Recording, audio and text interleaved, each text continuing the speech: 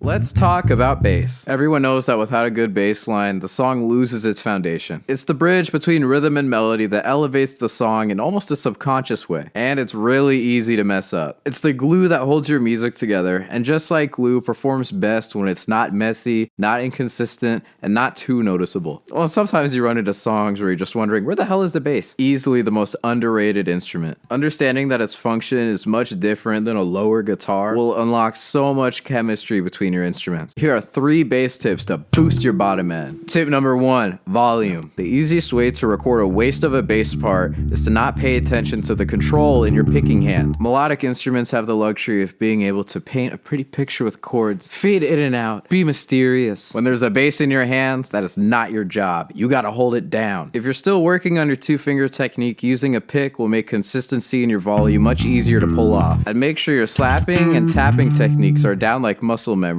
It will only sound good if you apply the right amount of control over the strings. Tip number 2, effects. We can play and play and play around until the cows come home, but it's never gonna sound right unless we unlock the right tone. Here's my bag of bass tricks. I wonder what's in it. Distortion. On bass? Yeah, you want a big, smooth, rich bass sound that will cover your whole mix? My go-to is some light distortion. If you don't go overboard with the amount of distortion you're applying, this is the perfect foundation for other effects like chorus, phaser, spreader, that are also good for making your bass sound bigger. The key is to pay close attention to that tone dial. I wonder what else is in my bag of tricks. Oh! Compressor, duh. Remember how I said it's really easy to record a dud bass part without consistent volume? This will take a lot off your shoulders. When I went to music school, they only ever really teach the importance of compressor when it comes to vocals, but with bass, it's arguably even more important. It will also do wonders for bringing the bass to the front of the mix when it's time to shine, and let it fade back into the rest of the instruments when they hop back in. I think I got one more thing in the bag.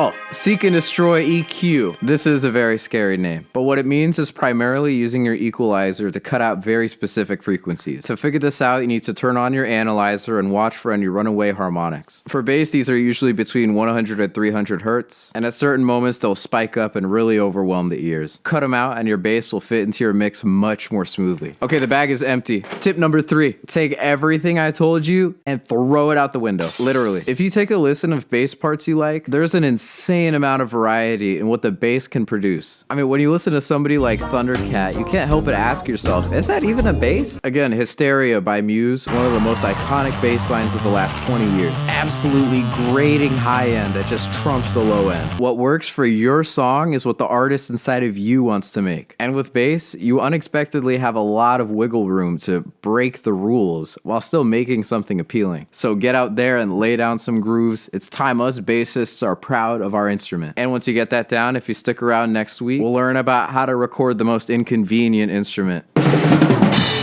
Hope to see you there. As always, I'm Boy Grapes. Later.